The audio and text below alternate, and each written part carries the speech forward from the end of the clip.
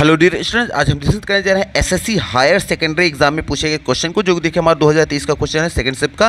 देखिए हमारा क्वेश्चन क्या कह रहा है कि आफ्टर दैट लॉन्ग आफ्टरनून, उस लंबी सी दोपहर के बाद, व्हेन आई क्वाइटली इंटर्ड, जब मैंने बड़े ही शांतिपूर्वक मैंने प्रवेश किया हर रूम, उसके रूम में, टू हैंड और मतलब सौंपने के लिए द पैकेट, उस पैकेट को, टू हर उसे, तो शी आस्क में, उसने मुझसे कहा, टू सिट, बैठ जाने के लिए, रिलेक्टेंट मतलब बड़े ही अनिच्छुक पूर्वक उसने कहा, बिना अधूरे मन से कहा कि आप बैठ जाइए। ठीक, अच्छा अब इसमें एरर की बात करें तो देखिए एरर की बात करें, देखिए इसमें वर्ड एक आया है, देखिए हम वर्ड आया है एक रिलेक्टेंट। ये रिलेक्टेंट लास्ट में देखिएगा, ये वर्ड हमारा क्या है, रिलेक्टेंट। अच्छा रिलेक्टेंट जो होता है ये होता है एक एडजेक्टिव, और रिलेक्टेंट का रिलेक्टेंटली अगर कर दें तो वो हो जाता है हमारा एडवर्ब। अब ये है कि यहाँ पे एडजेक्टिव की ज़रूरत है कि एडवर्ब की, तो सबसे पहले यहाँ पे हम क्या करते हैं, सबसे पहले एडजेक्टिव की पोजीशन देख लेते हैं। देखिए एक एडजेक्टिव जो होता है पहली पोजीशन तो ये होता है कि एक जो एडजेक्टिव होता है वो किसके पहले आता है, नाउन के पहले। अगर कोई शब्द क्या आया है नाउन के पहले आया है तो जनरली आपको क्या माना जाएगा, एडजेक्टिव या कोई डिटरमाइनर भी हो सकता है।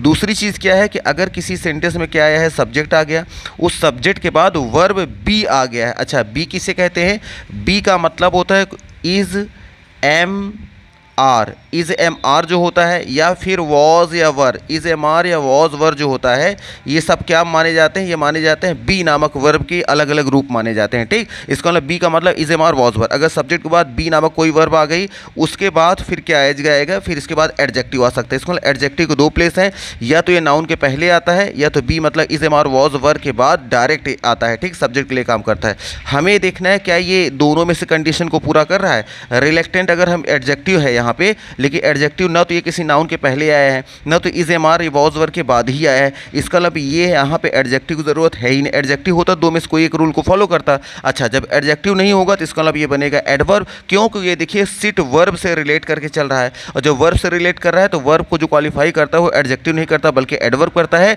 और याद रखिएगा इसका जो रिलेक्टेंट होता है एडजेक्टिव होता है, इसको एडजेक्टिव से एडवर्ब बनाने के लिए इसके लास्ट में एल वाई हमें ऐड करना पड़ेगा। तो याद रखिएगा एडजेक्टिव में अगर हम एल वाई जोड़ देते हैं तो वो एडवर्ब में कन्वर्ट हो जाएगा। तो यहाँ एडजेक्टिव की नहीं बल्कि एडवर्ब की जरूरत थी, और यहाँ पे एडजेक्टिव लगाया गया था, और ये हमारा क्या है, एरर है।